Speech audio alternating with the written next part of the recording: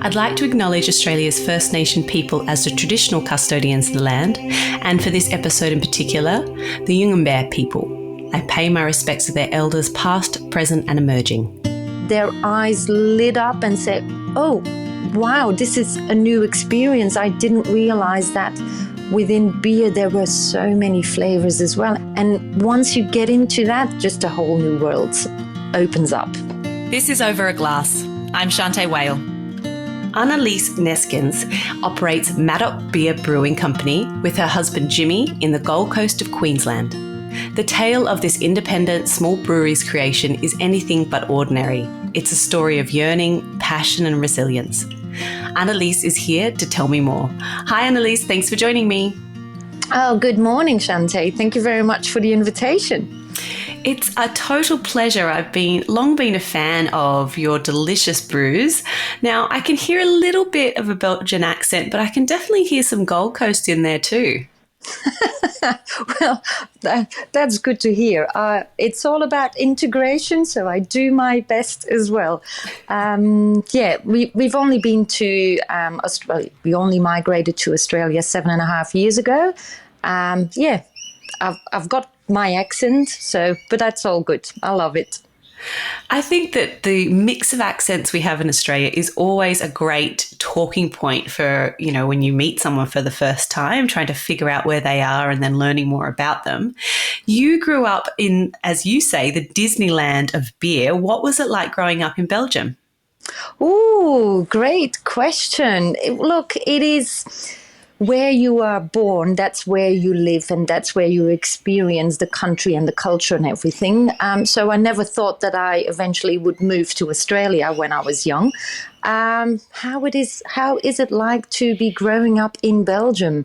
It's a wonderful country with a lot of history, a lot of old buildings and everything. So it is like walking through a medieval town at any given time. Yes, and then Disneyland of beers. We were surrounded by beers left, right and center. So many bars, cafes, and then the breweries all producing so many different beers. Belgium has always been known as a great country when it comes to beer and beer culture. So yeah, it's a part of our DNA. I can see that, and I'm glad that you mentioned not just that there's a lot of beer being made, but there is a real beer culture. Belgium has been making beer all the way back to the 6th century, and that history, is not overwhelming, but awe-inspiring.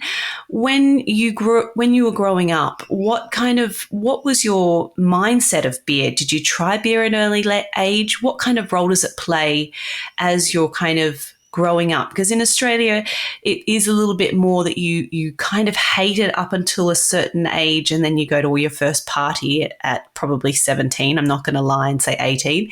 And then it's on your radar. But before then, it's that stuff that your father drinks that you think, oh, God, that's awful. It's part of our DNA. It's part of the dinner table. It's part of going to friends and family. It's always there. Growing up, being a 15, 16-year-old, I have to state the legal drinking age for beer in Belgium, in most of the European countries, actually, it's still 16. I've got nothing against it, because I believe at the age of 16, you still go out with your parents to the restaurant to go and visit friends and family. So you get your first beer amongst your parents and your aunties and uncles and everything. So it is more in a controlled manner than when you are 18. You do not want to go out with your parents anymore, and you want to go out with your friends and get drunk. So it's more of an educational part, your journey of your first beers and everything. When did I drink my first beer? Must have been around the age of 15, 16 indeed. At the dinner table with the parents, having a Belgian wit beer. That was my first one, a Hoegaarden. And still to date, I really enjoy that beer as well. I agree with you in that you see the beverage as part of the table, and rather than seeing it as this forbidden fruit that you need to experiment with, it's just another part of how we enjoy a meal together. And I actually really believe that that is a wonderful way to introduce a young mind into where beverages, sit on a table. So I love that idea. Tell me a little bit about when Australia first came into your orbit. How did a country so far away, not in Europe, when did that idea get floated? From being at high school, and I had a friend of mine in another class that was going to do an exchange year to America. And that's where the ball started rolling. I wanted to do a similar experience, and I had chosen Australia, and I talked my parents into paying a high fee to send me overseas to live with a host family for 11 months. And I had chosen Australia because I do have relatives living up here. I have an uncle who has been living here for over 30 years already. So when you do make that move as an exchange student, my parents also believed it was very important to know that there was still some relative somewhere in the country. So I did an exchange year. I did my year 11 here in Australia in 97, and I spent a year in Mentone, Melbourne.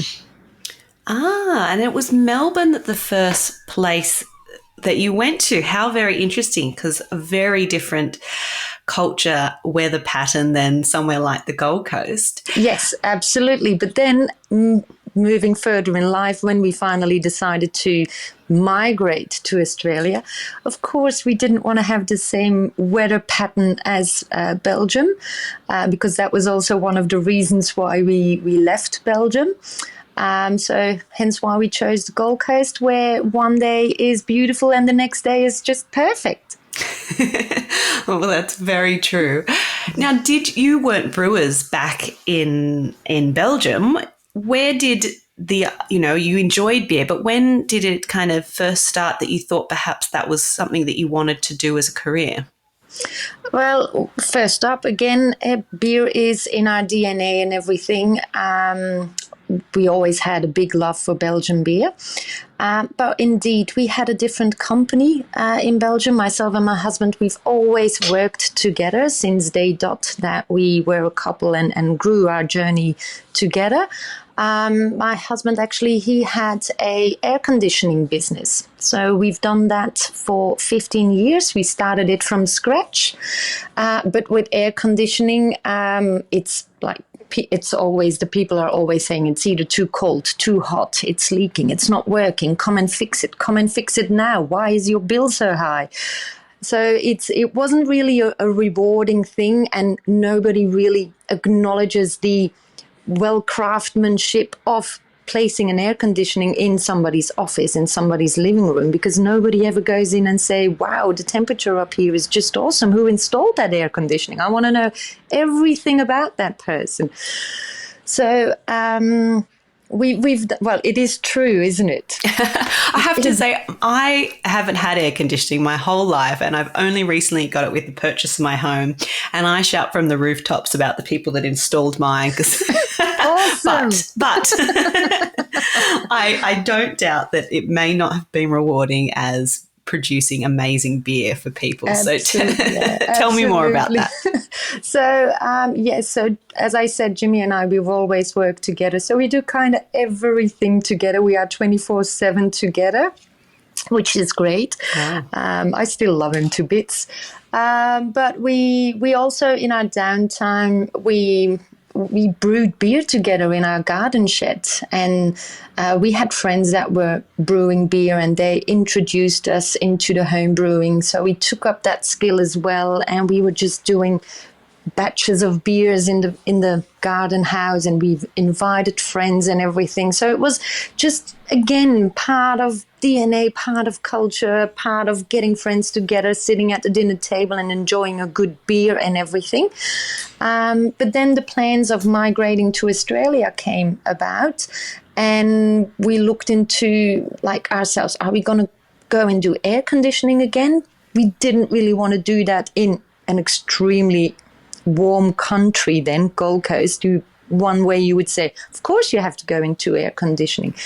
But because we've done that already for 15 years, we really wanted to have, like, you follow your passion and your dreams and everything. So we looked into ourselves and thought, okay, what are we also good at? What do we really are passionate about and everything? And that was the beers that we saw that brings people together and had just that great community feeling and everything.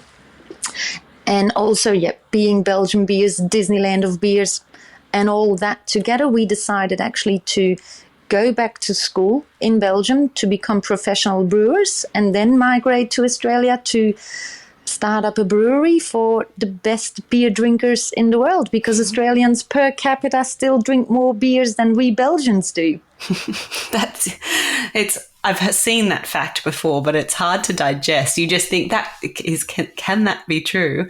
It is true. Now, your experience of migrating wasn't so easy. You didn't just get on a plane and, land in the Gold Coast. Tell me a little bit about that kind of migration and how it unfolded. Well, as many migrants here in Australia are already aware of it, a lot of us have to go through a specific English test because English potentially is not your first language and everything.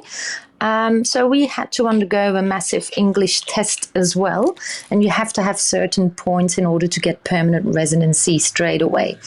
Well, unfortunately, my husband failed his English test, which led us to only be eligible for a temporary visa rather than a permanent visa straight away.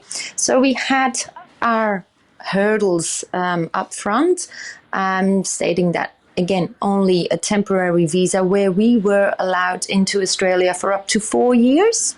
And it had to be regional Queensland before we were eligible to apply for a permanent visa. Of course, there's always a division line between metropolitan and regional Queensland, and we actually chose ourselves to make it a little bit harder for ourselves and move actually towards the border between regional and metropolitan. So we had a little bit of implications with our visa that we had to be certain that everything that we did on a regular basis was within regional Queensland, in which we succeeded. But it meant that our business that we started, the brewery that we started, we had to do it from our residential home. So for 3 years, we had the smallest commercial brewery for Australia, running it out of a 36 square meter, just normal 2-car house garage. And it was completely compliant with council and liquor license and everything. But that's where it all started. Wow, a true garage operation. That's amazing. The conversation around neighborhood community often is that somebody that's got a little bit of a backdoor operation and doing a little bit of home brewing. This takes it to another level, but I can really see people getting on board and actually enjoying that kind of ruggedness at the start of your journey. How did that operation go? I mean, obviously it went pretty well considering where you are now. It was great fun. It was indeed a little bit of the grit and everything as well, because it is very uncommon to have a proper commercial brewery out of a residential property. But it was definitely talks of the town. We had our garage door open Friday and Saturday afternoons where people could really walk in and have a chat with us, try some samples, and then potentially walk away with a souvenir of their visit, as in a takeaway. But then one person that walked up our driveway from the street became 2 persons, became 4 persons, became 8, 16, and you can count on. And every Friday and Saturday afternoon, we were just busy in our tiny little garage. It was great fun. It was a great community feeling. We still have a lot of patrons that come into our brewery now that came from the garage. I have still customers that come in and say, I've been to your house, I've walked through your living room to go to the toilet. It's all those things. It's a great community, and we absolutely loved it. We are very appreciative of the way we started, how we did it and everything, the challenges that it took as well. But yeah, here we are now. We are 2.5 years into our bigger premises with full taproom, production facility and everything, and it's going good. Despite all the challenges that the craft beer industry is facing for the moment, I can touch wood and say we are doing okay. Well, that's a relief to hear. I can imagine in your garage it must have been hard to sometimes get people to go home. They would have been having a great time enjoying beers, and that makes it a bit more difficult when you think, I really need to make dinner and I need people to leave. It even came up to the point that some of our customers saw that we were struggling, that they just washed up glasses for us in my kitchen whilst Jimmy and I were talking to other guests at that given point. So look, we have made many friends out of that garage. This is what we also came for that community feeling.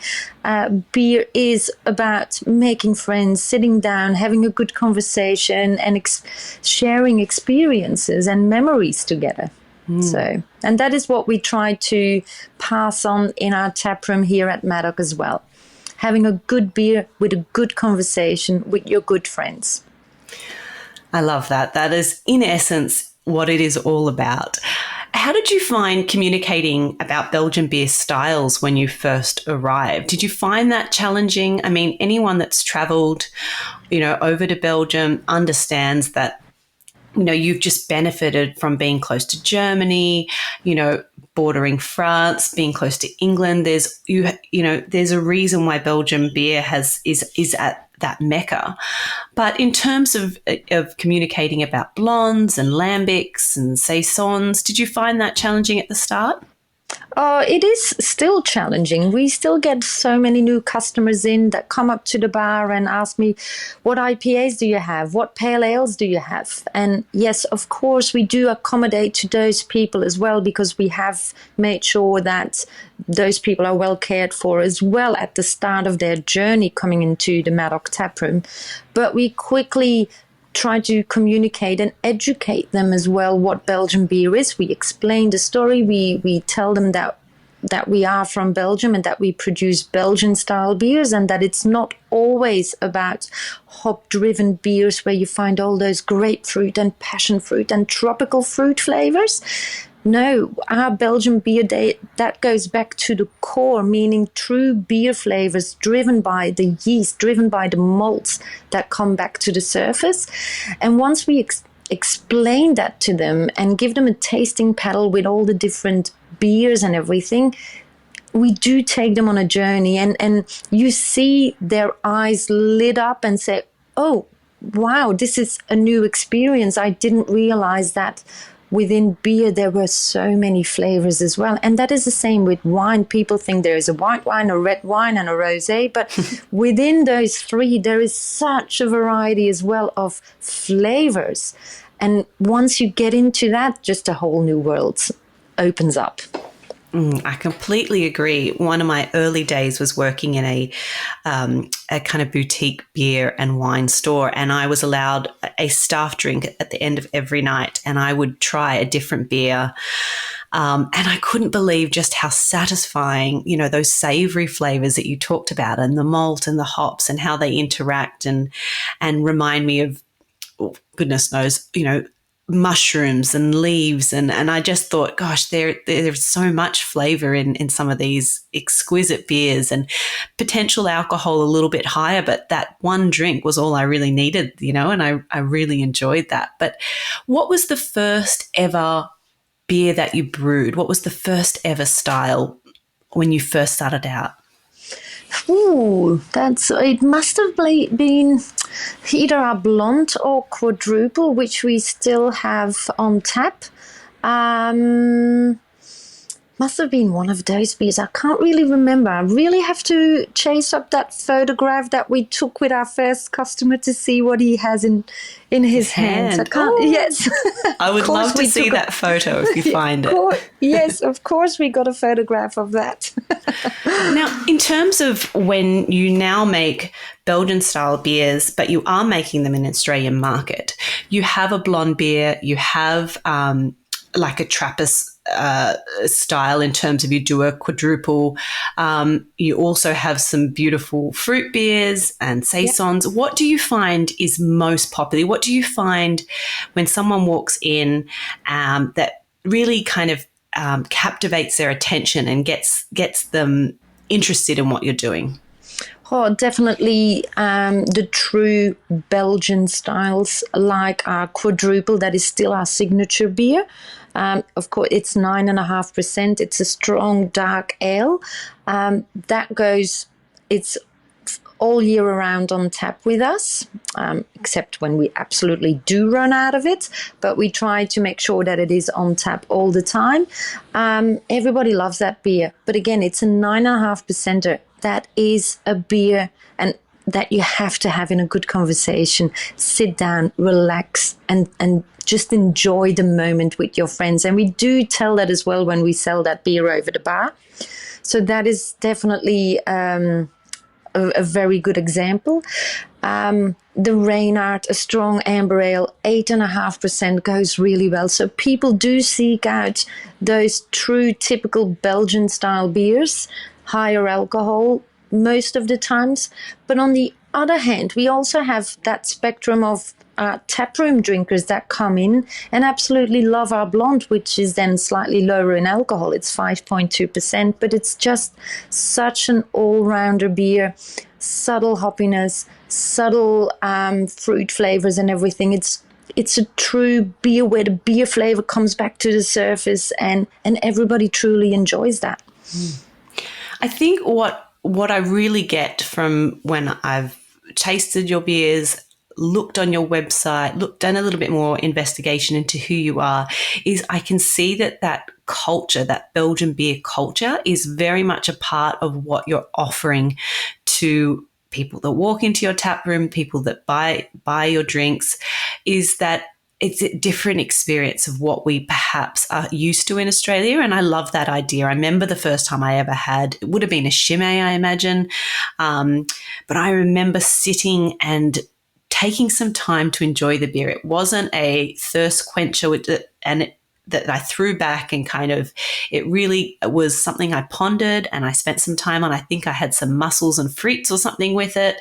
And I think that you're achieving that really well, which is a really special offering for the Australian market. Oh, thank you for that. And I also believe that somehow it also shows in the branding, because I can tell you the logo, the name we had already, Madocke, that comes from us, that comes from Belgium. But the branding we actually developed here in Australia by an Australian brand manager. And when he presented it to us, honestly, myself, Jimmy, and our children, we all looked at each other as in, but mate, you're not making something new. We've seen this logo before. We've seen this branding before. It is already in existence from a Belgian beer brand. So we were trying to find it on the internet, on Google, as in, no, we've seen this before. Whilst our branding manager was honestly saying, no, Annelies, no, Jimmy, I honestly completely made this myself. It's 100% my work and everything. And we just couldn't believe it until we realized that he made it so personal, so Belgian to us, with the font, with the colors. Everything just screamed Belgium, Madocke, Jimmy and Annelies, that we were like blown away by how he was able to capture that Belgian essence within that branding, the logo of Madocke. I can completely see that. And I thought it's definitely something I noticed as well. I thought that really, it has the essence of Belgium there. And it looks like it's been established for a very long time, just like some of the Trappist monastery beers. Just explain a little bit, because I want people who are listening to learn a little bit about Belgian beers as well. Explain a little bit about the styles of double, triple and quadruple and where that kind of comes from. That's again a great question. There are a few different theories behind it. First of all, in the words double, triple, quadruple, we do hear the terms times 2, times 3 and times 4. And it actually comes from the fact that to brew a double, to brew a triple and to brew a quadruple, you need 2, 3, 4 times the ingredients towards the same amount of water as you would normally brew a single then. So you add more malts, so that you've got a bigger sugar content whilst doing the mashing and everything.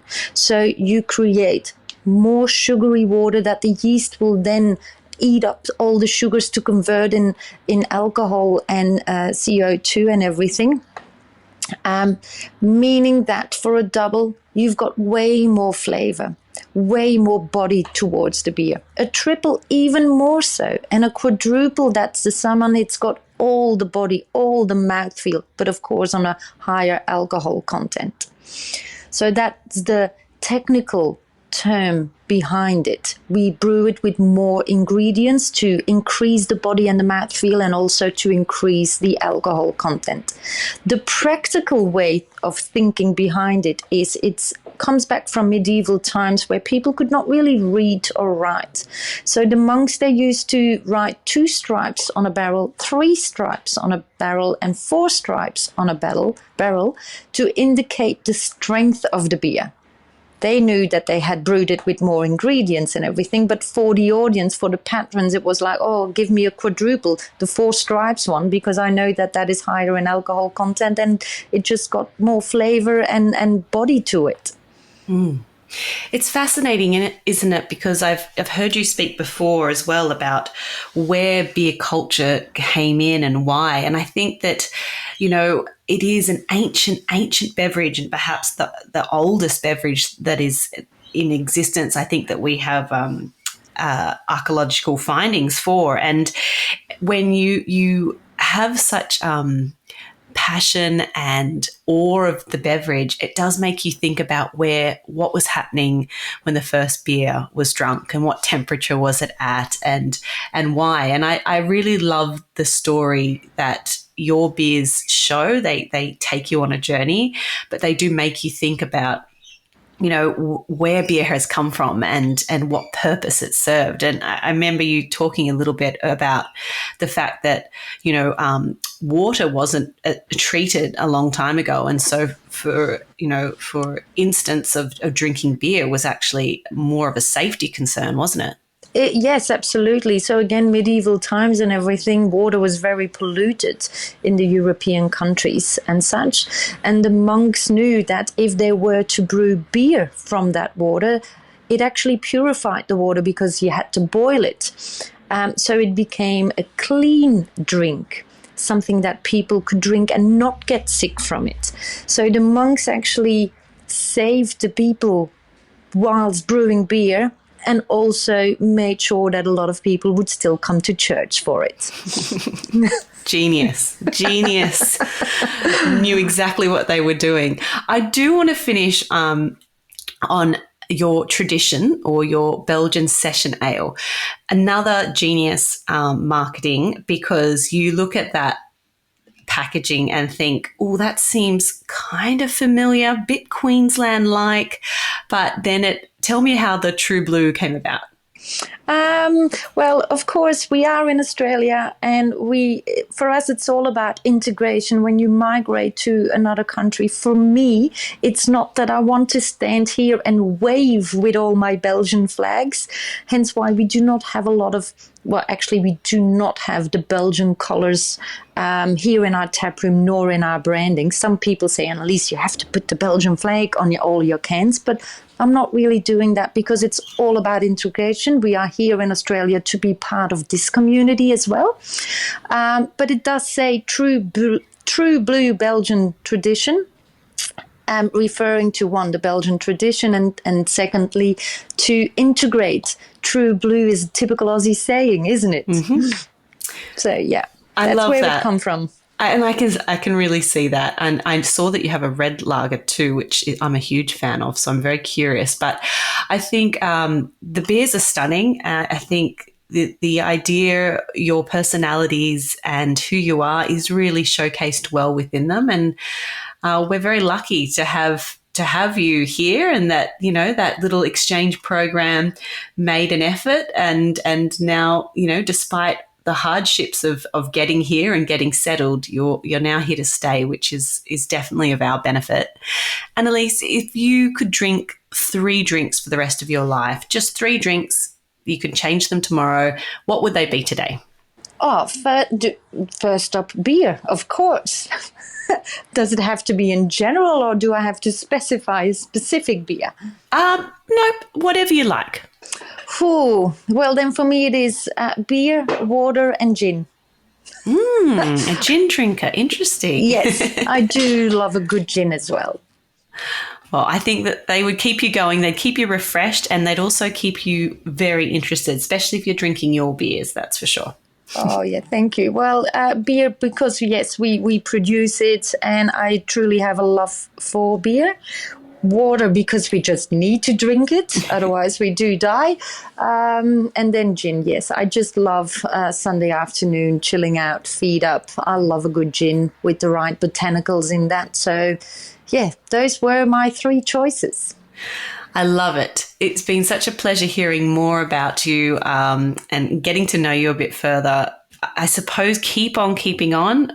It is a changing climate, and there are the ups and the downs, but you've shown to be a resilient couple, especially working together 24/7. I don't know many people that could do that. So you're made of tougher stuff. Yes, we wake up with our work and we go to bed with our work. Well, you're certainly hardworking. Annelies, thank you so much for joining me today. Everybody get behind Madocke Brewing. They are an incredible brewery, and they are really changing the way that we think about beer. So, Annelies, thank you so much for joining me. It's been a pleasure. Cheers to you. Thank you. This is Over a Glass. I'm Shanteh Wale. Stay tuned for more stories from the world of wine and drinks. Listen in every Thursday on your podcast app. Follow us on Instagram @overaglasspod and contact us at overaglass@deepintheweeds.com.au.